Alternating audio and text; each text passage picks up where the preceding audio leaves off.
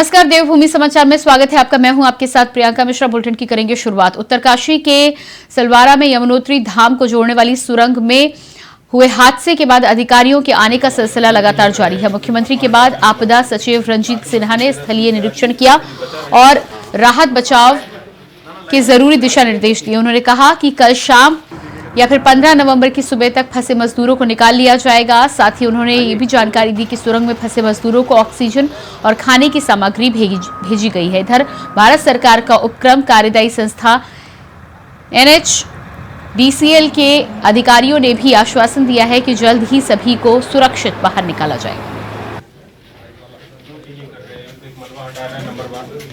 Machine दे रहा है, वो जो बचा रह जाएगा।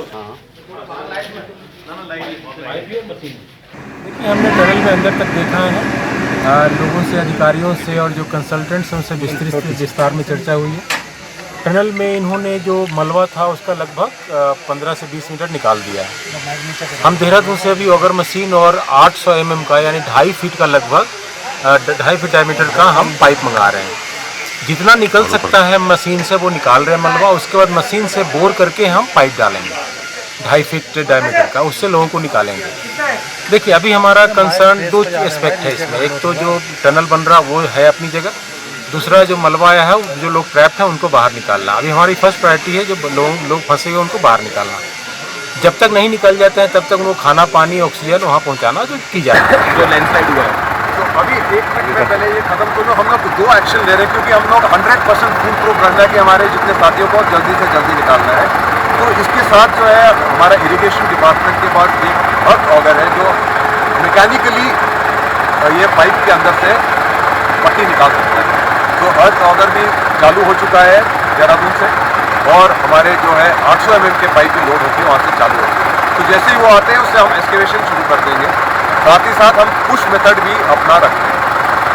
जैसे आपने पूछा कि हमारा कितना एक्सकेवेशन हो गया है, क्योंकि हमारा कोलैप्स साथ साथ हो रहा है तो इसमें शायद डिले हो सकता है। तो हम लोग का जो करीब 21 मीटर जो हम अंदर जा चुके हैं तो 19 मीटर बचा है।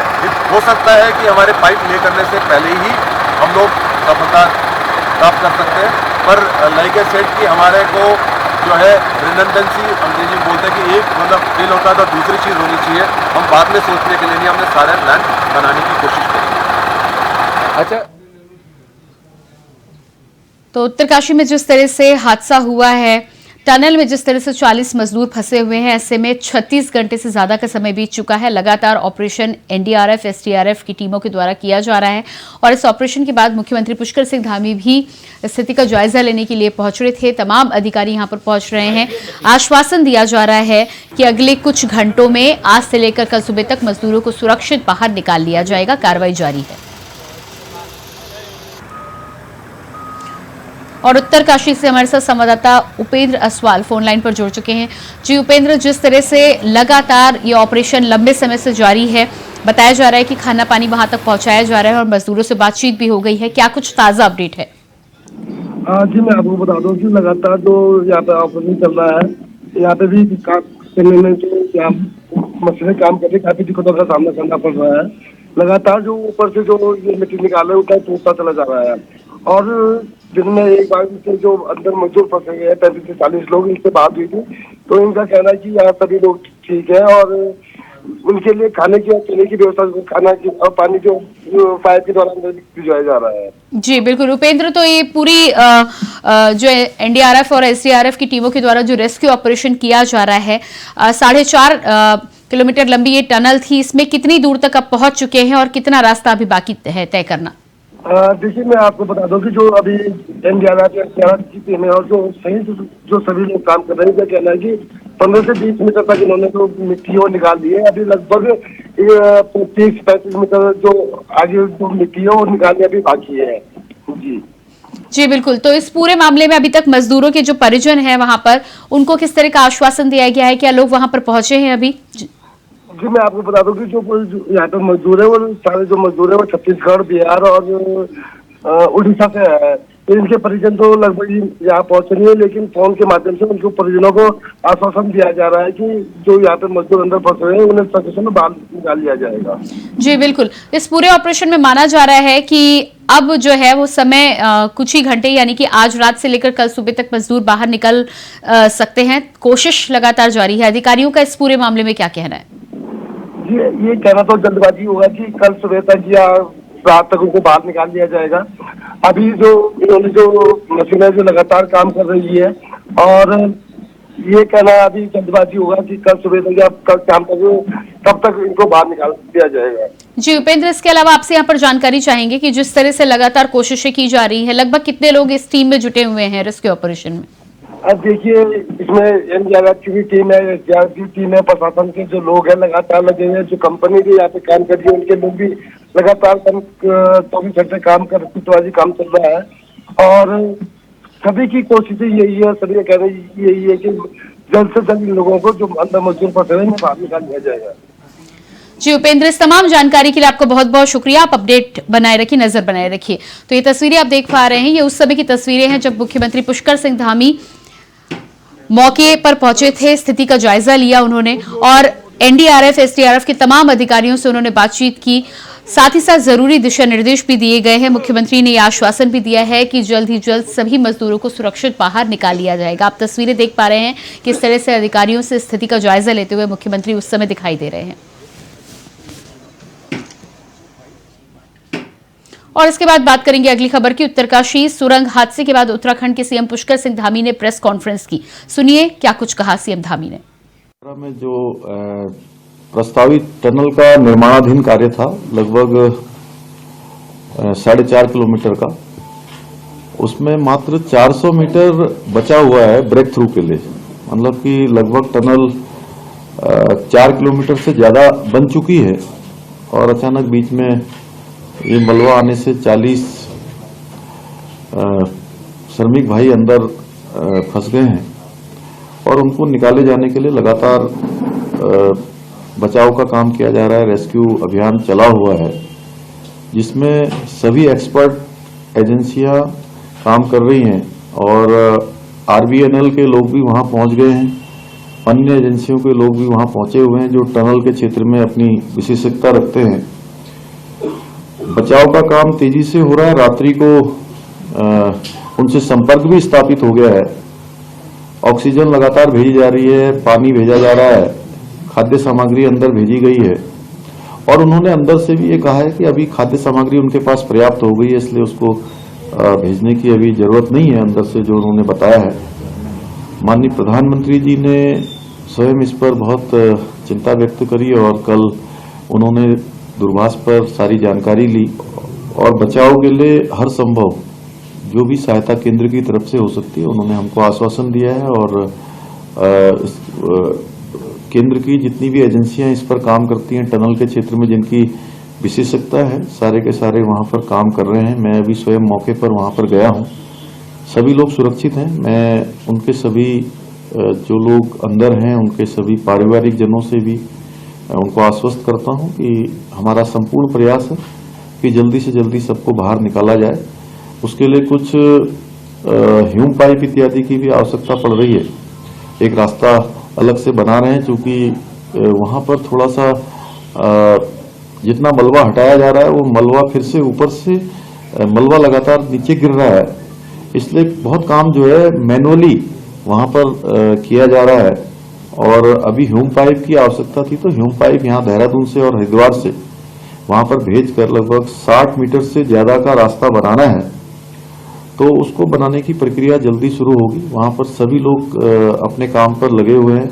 हम भगवान से ये प्रार्थना करते हैं कि जल्दी से जल्दी सब सुरक्षित आ जाए और इसको लेकर राज्य की सरकार है या केंद्र की सरकार है, सभी गंभीर हैं। माननीय प्रधानमंत्री जी ने पूरी चिंता व्यक्त करी है और हर प्रकार का आश्वासन हमको दिया है। गृह मंत्री जी ने भी सारी टीमें वहां भेजी हैं। रेल मंत्री जी ने भी मुझसे दूरभाष पर भी बात की है सभी लोगों ने और हर संभव सहायता का आश्वासन दिया है। खाने पीने का सामान रात में कंप्रेसर के द्वारा पाइप से भेजा गया है अंदर और पानी भी भेजा गया है। ऑक्सीजन की लगातार सप्लाई चल रही है और जो जिस स्थान पर वो लोग हैं अभी उस स्थान से आगे तक 200 मीटर का रास्ता बना हुआ है। अंदर गाड़ी भी है, अंदर इलेक्ट्रिक सप्लाई भी हो रही है और टेम्परेचर भी ठीक है, मतलब अभी वो सब सुरक्षित हैं। उनसे बात हो रही है, मैं भी उनसे बात करना चाहता था लेकिन उन्होंने कहा कि आप ज्यादा अंदर जाएंगे तो थोड़ा सा, चूंकि वो डेंजर जोन में था, और लेकिन मैंने अपना संदेश उन तक पहुंचाया है।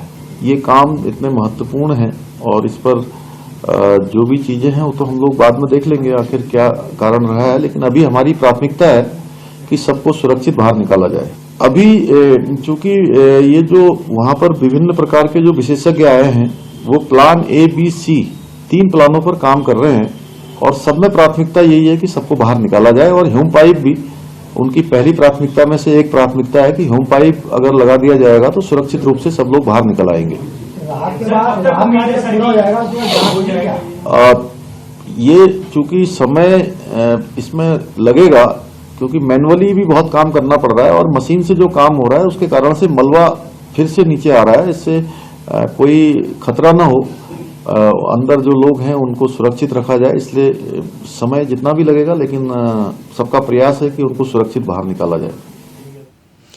दिवाली के दिन गंगोत्री मार्ग पर सलवारा निर्माणाधीन टनल पर हुए भू धसाव के कारण बड़ी संख्या में मजदूरों की जान संकट में फंस गई है। टनल के 200 मीटर अंदर हुए भू धसाव में फंसे मजदूरों को बाहर कब तक निकाला जाएगा, ये बता पाना अभी मुश्किल है। इस घटना को लेकर आपके वरिष्ठ नेता जोत सिंह बिष्ट ने कहा है कि ये कोई पहली घटना नहीं है जो इस तरह का भू धसाव हुआ है।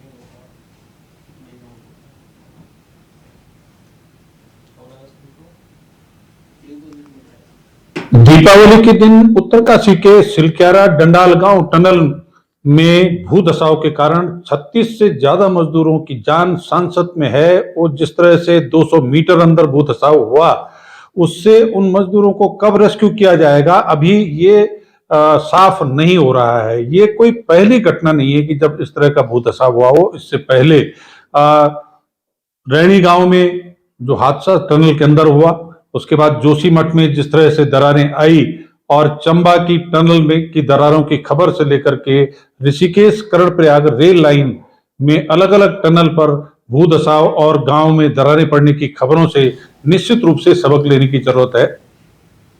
उत्तरकाशी के सिलक्यारा टनल के अंदर फंसे मजदूरों को सुरक्षित निकालने के लिए राहत और बचाव का अभियान पिछले 30 घंटों से चलाया जा रहा है। इस दौरान खुद मुख्यमंत्री पुष्कर सिंह धामी आज उत्तरकाशी के सिलक्यारा पहुंचकर भू धसाव की स्थलीय निरीक्षण कर राहत बचाव कार्यों की समीक्षा करने के लिए पहुंचे। साथ ही मुख्यमंत्री ने कहा कि सुरंग में फंसे मजदूरों को जल्द से जल्द सुरक्षित बाहर निकाला जाएगा। वहीं दूसरी ओर अब इस मामले को लेकर कांग्रेस प्रदेश अध्यक्ष करण माहारा ने अपने सोशल मीडिया पेज से पोस्ट साझा करते हुए सरकार से सवाल किया है कि यह हादसा है या लापरवाही। आज इस मामले को लेकर बीजेपी और कांग्रेस में आरोप प्रत्यारोप का दौर भी जारी है। देखिए, माननीय मुख्यमंत्री जी स्वयं वहाँ पर गए हैं, घटनास्थल पर गए हैं और निस्संदेह बिल्कुल अगर कहीं कोई लापरवाही हुई है, कहीं कुछ भी हुआ है तो उस घटना की पूरी तरह से जांच की जाएगी। फिलहाल हमारी जो प्राथमिकता है वो जो हमारे जो घायल हैं उनको जो है इलाज देना है और साथ में राहत कार्य जो है वो तेजी से चल रहे हैं, इसमें किसी भी प्रकार की कोई बाधा ना हो। बाकी कांग्रेस का तो कुछ भी कांग्रेस कोई काम सार्थक रूप से कभी धरती पर करती हुई दिखाई नहीं देती है। फिलहाल तो उनको भी चाहिए कि उनको सीधे सीधे जहां तक है माननीय मुख्यमंत्री जी जिस प्रकार से लगातार काम कर रहे हैं, घायलों को जो है हर प्रकार की जो है सुविधाएं देने के लिए राहत कार्य जो है तेजी से चल रहे हैं। देहरादून में सम्मान नागरिक संहिता कानून का ड्राफ्ट कमेटी ने सरकार को रिपोर्ट सौंप दी है, जिसकी जानकारी कैबिनेट मंत्री सौरभ बहुगुणा ने दी है। उन्होंने कहा है कि जल्द ही विधानसभा का विशेष सत्र बुलाकर इस पर चर्चा की जा सकती है। साथ ही कांग्रेस ने कहा है कि जब बिल विधानसभा के पटल पर रखा जाएगा तो ये भी साफ हो जाएगा कि ड्राफ्ट में क्या कुछ प्रावधान किया गया है, जिस पर कांग्रेस के विधायक सदन पर अपनी प्रतिक्रिया जाहिर करेंगे।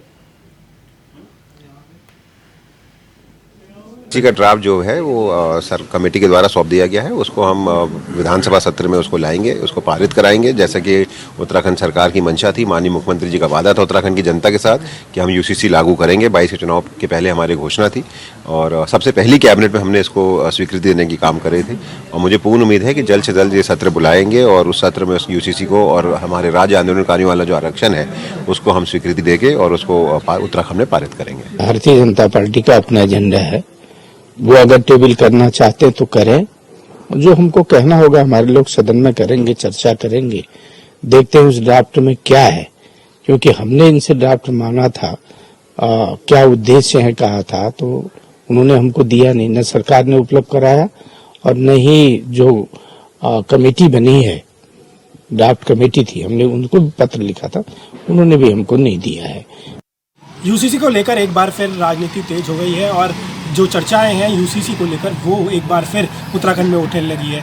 ये मीडिया रिपोर्ट्स के सामने आ रहा था कि जो यूसीसी का जो ड्राफ्ट है, वो जो कमेटी है, वो जल्द अब राज्य सरकार को सौंप देगी। उसके बाद मुख्यमंत्री पुष्कर सिंह धामी ने भी ये संकेत जताए हैं कि विशेष सत्र वो बुलाएंगे। तो ऐसे कयास जताए जा रहे हैं कि ये विशेष सत्र यूसीसी के लिए बुलाया गया है और यूसीसी विधेयक इसमें पारित करने के लिए चर्चा की जाएगी। वहीं कांग्रेस का ये आरोप है करीब 1 साल या 1.5 साल इसमें लगेगा अगर इस विशेष सत्र में ये पूरा यूसीसी का ड्राफ्ट आता है तो इस पर पूरी चर्चा होगी। करीब 1 साल लगेगा क्योंकि केंद्र भी इसमें हस्तक्षेप करेगा। वहीं अगर बात की जाए तो भाजपा के जो जितने भी नेता हैं वो काफ़ी खुश हैं कि उन्होंने मुख्यमंत्री पुष्कर सिंह धामी जैसे एक नेतृत्व को अपने आगे रखा है, जिसके कारण जो यूसीसी कानून है वो उत्तराखंड में जल्द लागू हो सकता है। अब देखना होगा, जो चर्चाएं गर्म है क्या वो सच होने वाली है, क्या यूसीसी का जो इंतज़ार कर रहे हैं लोग उसे प्राप्त कर लेंगे और जो कानून है जल्द उत्तराखंड में लागू होगा। कैमरा जर्नलिस्ट हर्ष उनियाल के साथ मैं तुषार गुप्ता, इंडिया वॉइस देहरादून।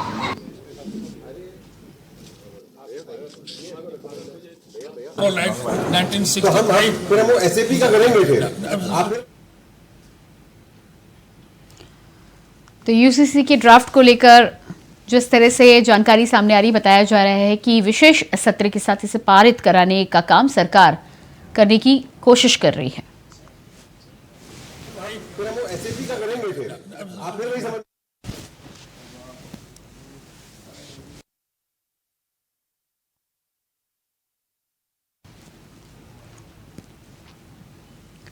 डोईवाला के जॉली ग्रांट में स्थित स्वामी राम हिमालयन यूनिवर्सिटी के संस्थापक स्वामी राम के 27वें महासमाधि दिवस पर आराधना और श्रद्धांजलि सभा कार्यक्रम का आयोजन किया गया।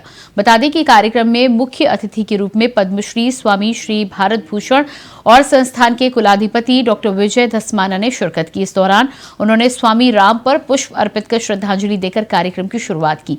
साथ ही कार्यक्रम में स्वामी राम मानवता सेवा सम्मान 2023 राजस्थान की सामाजिक संस्था तरुण भारत संघ के प्रमुख जल पुरुष राजेंद्र सिंह को दिया गया है। साथ ही उन्हें पुरस्कार में 10 लाख रुपए नगद, गोल्ड मेडल और स्मृति चिन्ह देकर सम्मानित किया गया।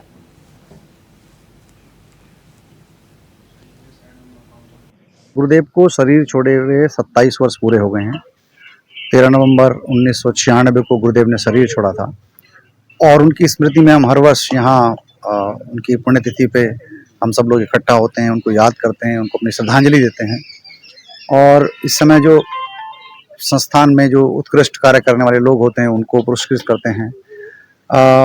2003 से हम लोगों ने स्वामी राम मानवता पुरस्कार शुरू किया और वो पूरे भारतवर्ष में आध्यात्म के क्षेत्र में, चिकित्सा के क्षेत्र में, सोशल सर्विसेज के क्षेत्र में, ग्रामीण विकास के क्षेत्र में या अध्यात्म के क्षेत्र में या फिर एनवायरनमेंट के क्षेत्र में जो लोग काम कर रहे हों, उनमें से किसी व्यक्ति को या संस्था को चुना जाता है। पानी सबसे ज्यादा जरूरी होता है, तो जिनको पानी की जरूरत है उनको वो अपने अंश में से कुछ अंश देना चाहते हैं। इसलिए ये जो आज पुरस्कार की राशि मिली, इस पुरस्कार की राशि से हम चंबल नदी में एक नदी है शेरनी नदी, उसके चारों तरफ के लोग केवल बंदूक उठा के लूटपाट करते थे क्योंकि पानी नहीं था। पानी नहीं होता तो जीवन नहीं होता, ना खेती होती है ना रोजगार होता है, जीवन में लाचारी, बेकारी और बीमारी ही होती है। तो हम उनके साथ काम कर रहे हैं पिछले 35 सालों से। बहुत सारे गांव पानीदार हो गए हैं पर अभी भी कुछ गांव बचे हैं।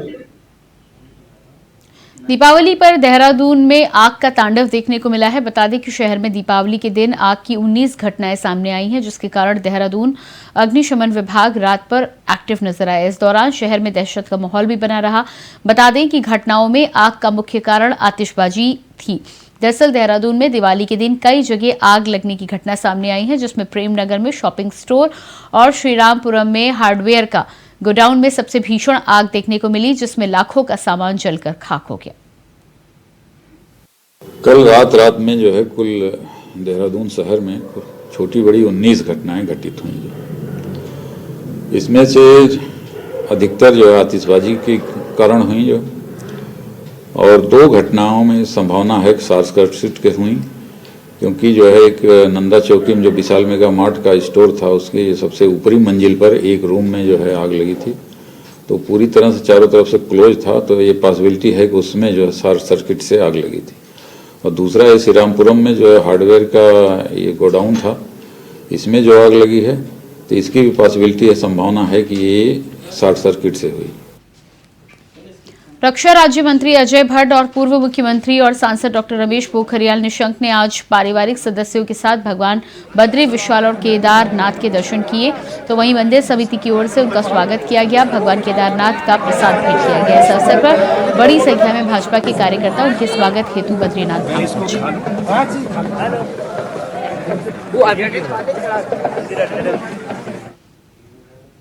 और इसी के साथ फिलहाल इस बुलेटिन में इतना ही। खबरों का सिलसिला जारी रहेगा। नमस्कार।